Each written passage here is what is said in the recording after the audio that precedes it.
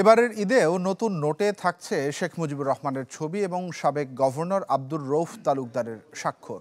১৯ March থেকে ২৫ March পর্যন্ত বাণিজ্যিক ব্যাংকের বিভিন্ন শাখার মাধ্যমে নতুন এ সকল নোট বিনিময় করা হবে।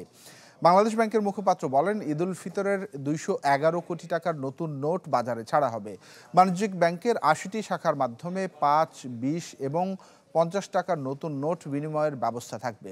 জানান, বিপুল পরিমাণ নোট ছাপানো আছে, তাই অপচয় রোধে ডিজাইন পরিবর্তন সম্ভব হচ্ছে না। তবে চলতি বছরের এপ্রিল নাগাদ বাজারে আসতে পারে নতুন ডিজাইন এবং স্বাক্ষরের নোট।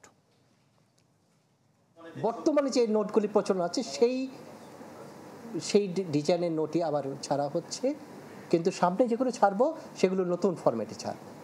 সেই নোট আসতে এপ্রিল থেকে মে মাস পর্যন্ত আপনাদের অপেক্ষা করতে হবে।